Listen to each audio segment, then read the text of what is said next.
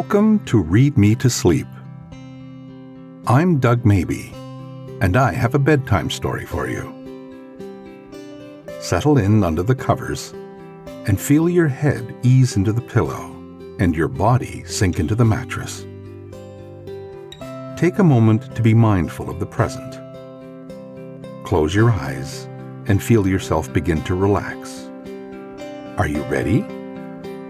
Tonight, I'm reading The Wind in the Willows by Kenneth Grahame.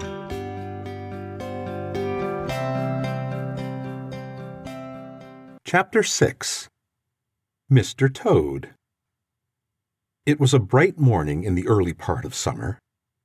The river had resumed its wonted banks and its accustomed pace, and a hot sun seemed to be pulling everything green and bushy and spiky up out of the earth towards him, as if by strings. The mole and the water rat had been up since dawn, very busy on matters connected with boats and the opening of the boating season, painting and varnishing, mending paddles, repairing cushions, hunting for missing boat hooks, and so on, and were finishing breakfast in their little parlor and eagerly discussing their plans for the day, when a heavy knock sounded at the door. "Bother," said the rat, all over egg. "See who it is, Mole, like a good chap, since you've finished." The mole went to attend the summons, and the rat heard him utter a cry of surprise. Then he flung the parlor door open and announced with much importance, "Mr. Badger."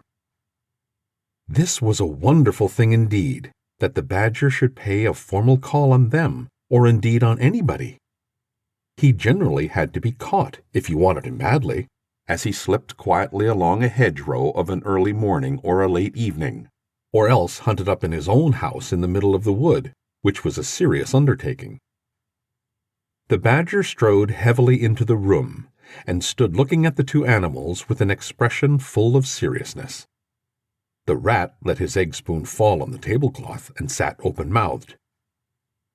"The hour has come," said the badger at last with great solemnity. "What hour?" asked the rat uneasily, glancing at the clock on the mantelpiece. "Whose hour, you should rather say," replied the badger. "Why, Toad's hour, the hour of Toad. I said I would take him in hand as soon as the winter was well over, and I'm going to take him in hand today." "Toad's hour, of course," cried the mole delightedly. "Hooray! I remember now. We'll teach him to be a sensible toad." "This very morning," continued the badger, taking an armchair. "As I learnt last night from a trustworthy source, another new and exceptionally powerful motor car will arrive at Toad Hall on approval or return. At this very moment, perhaps, Toad is busy arraying himself in those singularly hideous habiliments so dear to him, which transform him from a comparatively good-looking toad into an object which throws any decent-minded animal that comes across it into a violent fit.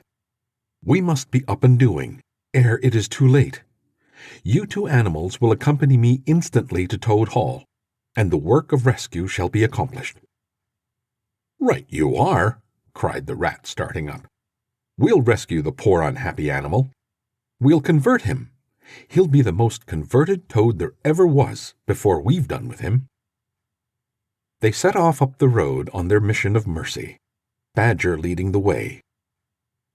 Animals, when in company, walk in a proper and sensible manner, in single file, instead of sprawling across the road and being of no use or support to each other in case of sudden trouble or danger. They reached the carriage drive of Toad Hall to find, as the badger had anticipated, a shiny new motor car, of great size, painted a bright red, Toad's favorite color, standing in front of the house. As they neared the door, it was flung open, and Mr. Toad, arrayed in goggles, cap, gaiters, and enormous overcoat, came swaggering down the steps, drawing on his gauntleted gloves. "Hullo! Come on, you fellows!" he cried cheerfully on catching sight of them. "You're just in time to come with me for a jolly... His hearty accents faltered and fell away as he noticed the stern, unbending look on the countenances of his silent friends, and his invitation remained unfinished. The badger strode up the steps. "Take him inside," he said sternly to his companions.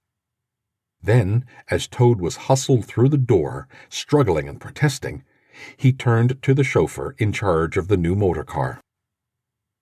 "I'm afraid you won't be wanted today," he said. "Mr. Toad has changed his mind. He will not require the car. Please understand that this is final. You needn't wait." Then he followed the others inside and shut the door. "Now then," he said to the Toad when the four of them stood together in the hall, "first of all, take those ridiculous things off." "Shan't," replied Toad with great spirit. "What is the meaning of this gross outrage? I demand an instant explanation." "Take them off him, then, you two," ordered the badger briefly. They had to lay Toad out on the floor, kicking and calling all sorts of names, before they could get to work properly. Then the rat sat on him, and the mole got his motor clothes off him bit by bit, and they stood him up on his legs again. A good deal of his blustering spirit seemed to have evaporated with the removal of his fine panoply. Now that he was merely Toad, and no longer the terror of the highway, he giggled feebly and looked from one to the other appealingly, seeming quite to understand the situation. "You knew it must come to this, sooner or later, Toad," the badger explained severely. "You've disregarded all the warnings we've given you.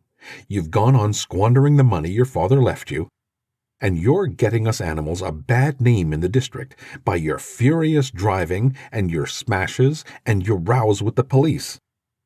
Independence is all very well, but we animals never allow our friends to make fools of themselves beyond a certain limit, and that limit you've reached.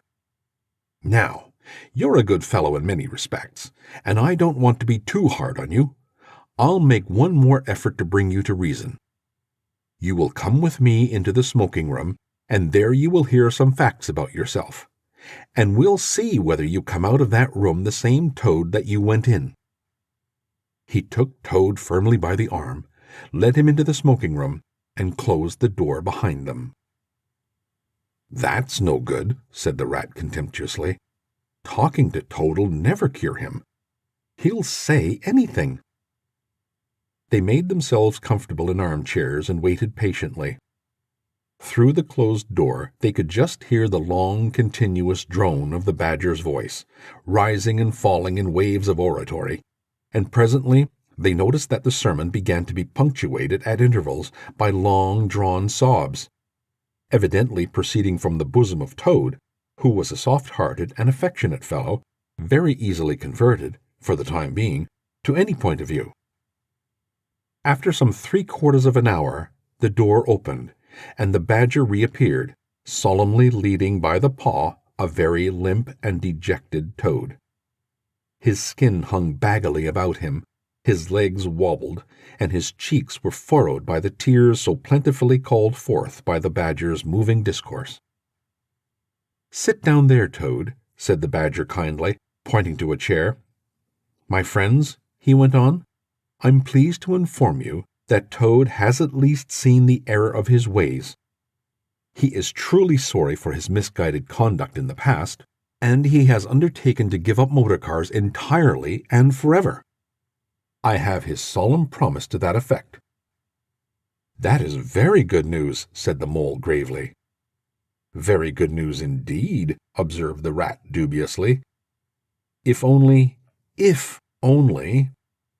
He was looking very hard at Toad as he said this, and could not help thinking he perceived something vaguely resembling a twinkle in that animal's still sorrowful eye. "There's only one more thing to be done," continued the gratified badger. "Toad, I want you solemnly to repeat, before your friends here, what you fully admitted to me in the smoking room just now. First, you are sorry for what you've done, and you see the folly of it all?" There was a long, long pause. Toad looked desperately this way and that, while the other animals waited in grave silence. At last he spoke. "No," he said a little sullenly but stoutly, "I'm not sorry, and it wasn't folly at all. It was simply glorious." "What?" cried the badger, greatly scandalized. "You backsliding animal! Didn't you tell me just now in there—" "Oh, yes, yes, in there," said Toad impatiently. "I'd have said anything in there. You're so eloquent, dear badger, and so moving, and so convincing, and put all your points so frightfully well. You can do what you like with me in there, and you know it. But I've been searching my mind since, and going over things in it, and I find that I'm not a bit sorry or repentant, really. So it's no earthly good saying I am, now is it?" "Then you don't promise," said the badger, "never to touch a motor car again?" "Certainly not," replied Toad emphatically. "On the contrary, I faithfully promise that the very first motor car I see, poop poop, off I go in it." "Told you so, didn't I?" observed the rat to the mole. "Very well, then," said the badger firmly, rising to his feet. "Since you won't yield to persuasion, we'll try what force can do. I feared it would come to this all along. You've often asked 3 of us to come and stay with you, Toad, in this handsome house of yours. Well, now you're going to. When we've converted you to a proper point of view, we may quit, but not before. Take him upstairs, you 2, and lock him up in his bedroom, while we arrange matters between ourselves." "It's for your own good, Toady, you know," said the rat kindly, as Toad, kicking and struggling, was hauled up the stairs by his 2 faithful friends. "Think what fun we shall all have together, just as we used to, when you've quite got over this painful attack of yours." "We'll take great care of everything for you till you're well, Toad," said the mole, "and we'll see your money isn't wasted, as it has been." "No more of those regrettable incidents with the police, Toad," said the rat, as they thrust him into his bedroom. "And no more weeks in hospital, being ordered about by female nurses, Toad," added the mole, turning the key on him.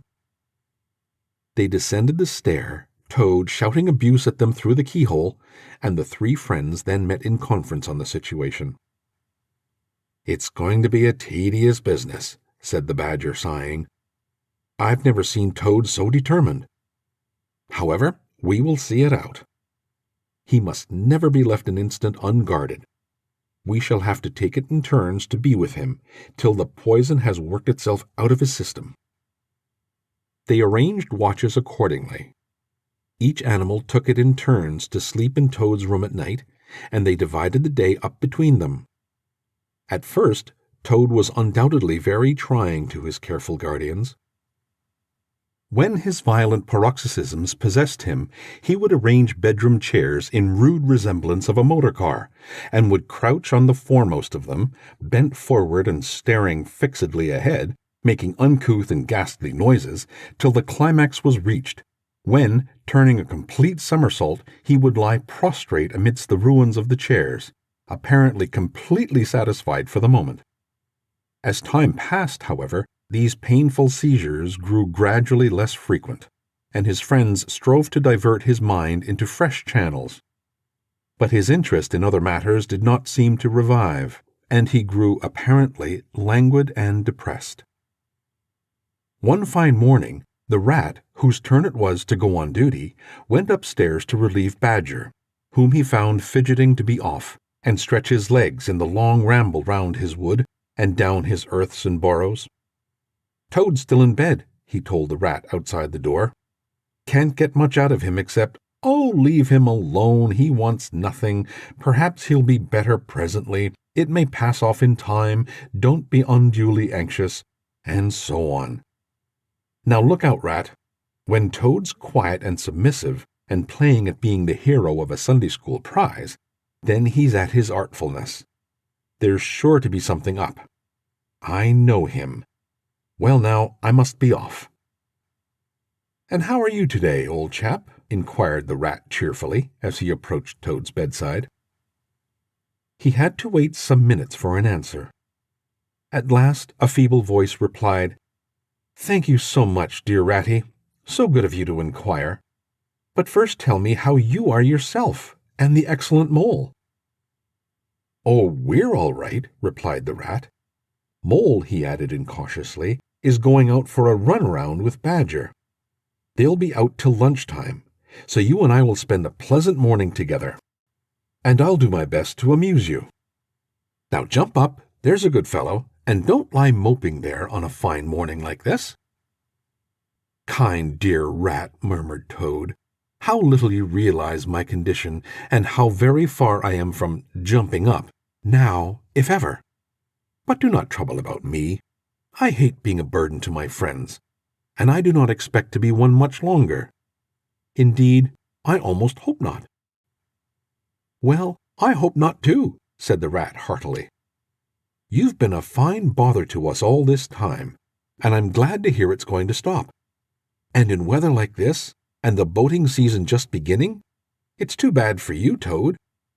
It isn't the trouble we mind, but you're making us miss such an awful lot." "I'm afraid it is the trouble you mind, though," replied the Toad languidly. "I can quite understand it. It's natural enough. You're tired of bothering about me. I mustn't ask you to do anything further. I'm a nuisance, I know." "You are indeed," said the Rat. "But I tell you, I'd take any trouble on earth for you, if only you'd be a sensible animal." "If I thought that, Ratty," murmured Toad more feebly than ever, "then I would beg you, for the last time probably, to step round to the village as quickly as possible, even now it may be too late, and fetch the doctor. But don't you bother. It's only a trouble, and perhaps we may as well let things take their course." "Why, what do you want a doctor for?" inquired the Rat, coming closer and examining him. He certainly lay very still and flat, and his voice was weaker, and his manner much changed. "Surely you've noticed of late," murmured Toad. "But no, why should you? Noticing things is only a trouble. Tomorrow, indeed, you may be saying to yourself, 'Oh, if only I had noticed sooner! If only I had done something!' But no, it's a trouble. Never mind, forget that I asked." "Look here, old man," said the Rat, beginning to get rather alarmed. "Of course I'll fetch a doctor for you, if you really think you want him. But you can hardly be bad enough for that yet. Let's talk about something else." "I fear, dear friend," said Toad, with a sad smile, "that talk can do little in a case like this. Or doctors either, for that matter. Still, one must grasp at the slightest straw. And, by the way, while you're about it, I hate to give you additional trouble, but I happen to remember that you will pass the door. Would you mind at the same time asking the lawyer to step up? It would be a convenience to me, and there are moments, perhaps I should say there is a moment, when one must face disagreeable tasks, at whatever cost to exhausted nature." "A lawyer? Oh, he must be really bad," the affrighted Rat said to himself, as he hurried from the room, not forgetting, however, to lock the door carefully behind him. Outside, he stopped to consider. The other two were far away, and he had no one to consult. "It's best to be on the safe side," he said on reflection. "I've known Toad fancy himself frightfully bad before, without the slightest reason, but I've never heard him ask for a lawyer. If there's nothing really the matter, the doctor will tell him he's an old ass, and cheer him up, and there will be something gained. I'd better humor him and go. It won't take very long." So he ran off to the village on his errand of mercy. The Toad, who had hopped lightly out of bed as soon as he heard the key turned in the lock, watched him eagerly from the window as he disappeared down the carriage drive. Then, laughing heartily, he dressed as quickly as possible in the smartest suit he could lay hands on at the moment, filled his pockets with cash which he took from a small drawer in the dressing-table, and next, knotting the sheets from his bed together, and tying one end of the improvised rope round the central mullion of the handsome Tudor window, which formed such a feature of his bedroom, he scrambled out, slid lightly to the ground, and, taking the opposite direction to the rat, marched off light-heartedly, whistling a merry tune. It was a gloomy luncheon for Rat when the Badger and the Mole at length returned, and he had to face them at table with his pitiful and unconvincing story. The Badger's caustic, not to say brutal, remarks may be imagined, and therefore passed over. But it was painful to the Rat that even the Mole, though he took his friend's side as far as possible, could not help saying, "You've been a bit of a duffer this time, Ratty. Toad, too, of all animals." "He did it awfully well," said the crestfallen Rat.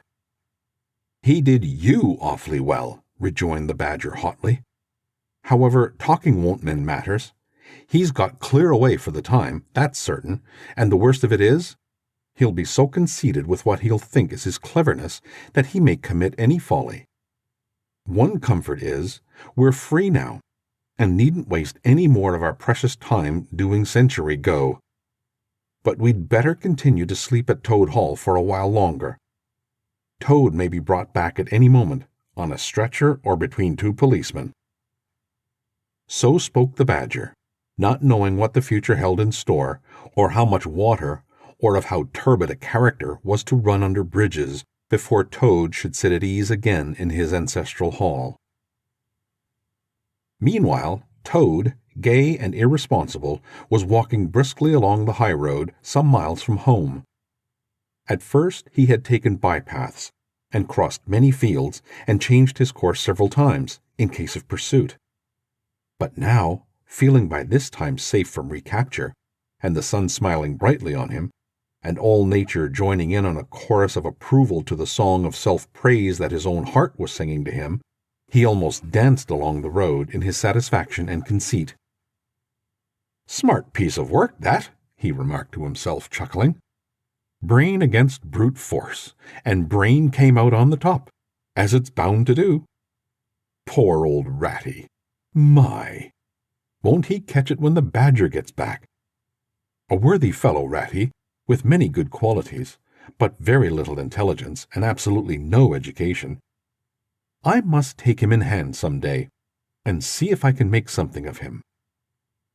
Filled full of conceited thoughts such as these, he strode along, his head in the air, till he reached a little town, where the sign of "The Red Lion," swinging across the road halfway down the main street, reminded him that he had not breakfasted that day, that he was exceedingly hungry after his long walk. He marched into the inn, ordered the best luncheon that could be provided at so short a notice, and sat down to eat it in the coffee-room.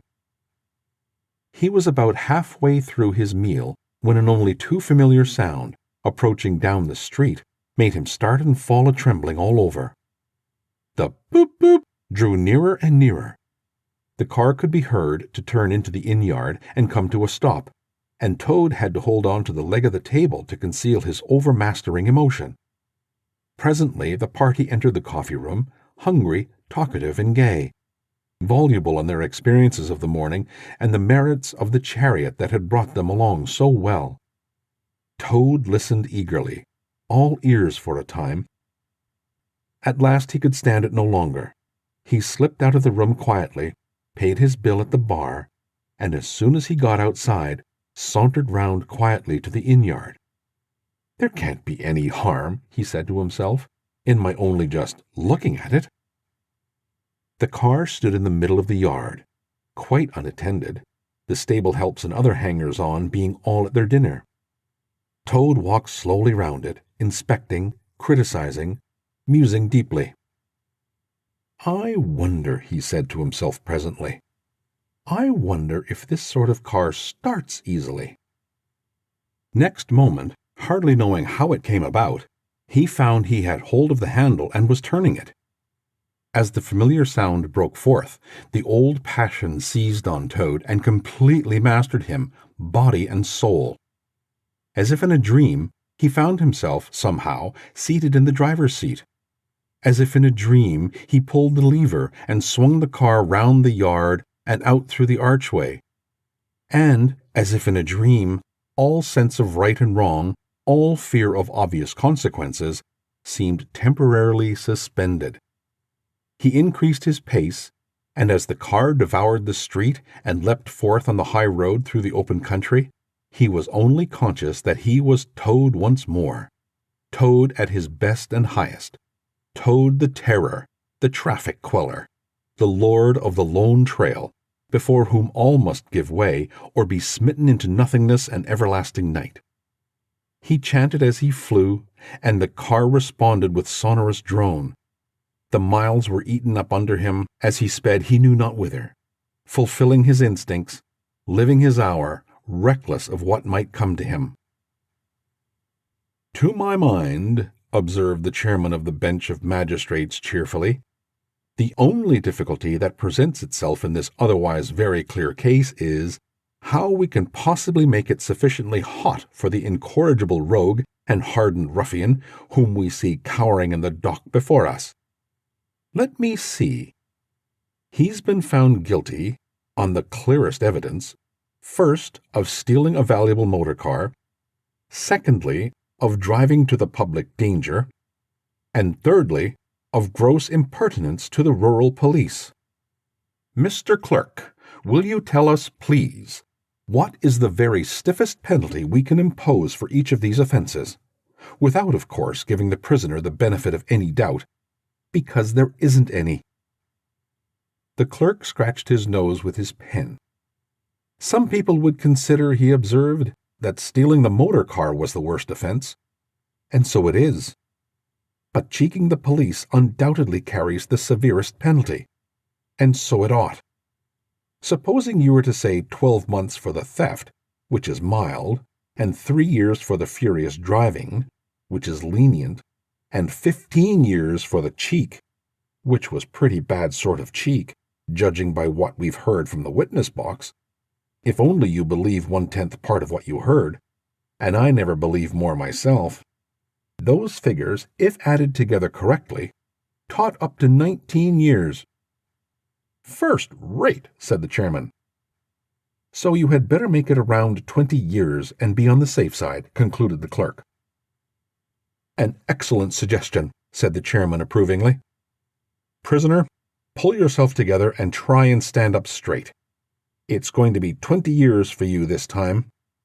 And mind, if you appear before us again, upon any charge whatever, we shall have to deal with you very seriously." Then the brutal minions of the law fell upon the hapless Toad, loaded him with chains, and dragged him from the courthouse, shrieking, praying, protesting. Across the marketplace, where the playful populace, always as severe upon detected crime as they are sympathetic and helpful when one is merely wanted, assailed him with jeers, carrots, and popular catchwords. Past hooting school children, their innocent faces lit up with the pleasure they ever derive from the sight of a gentleman in difficulties.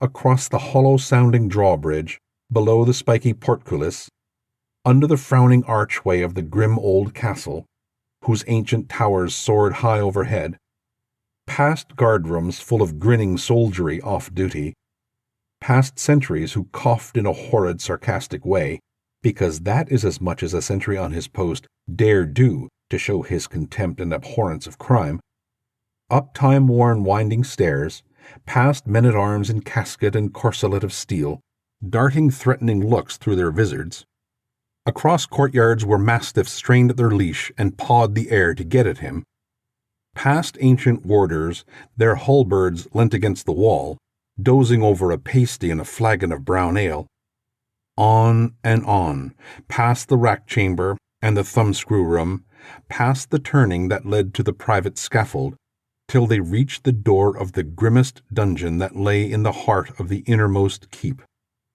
There at last they paused, where an ancient jailer sat fingering a bunch of mighty keys. "Odds bodikins," said the sergeant of police, taking off his helmet and wiping his forehead. "Rouse the old loon, and take over from us this vile Toad, a criminal of deepest guilt and matchless artfulness and resource. Watch him, and ward him with all thy skill. And mark thee well, greybeard, should aught untoward befall, thy old head shall answer for his, and a murrain on both of them." The jailer nodded grimly, laying his withered hand on the shoulder of the miserable Toad. The rusty key creaked in the lock, the great door clanged behind them, and Toad was a helpless prisoner in the remotest dungeon of the best guarded keep in the stoutest castle in all the length and breadth of merry England.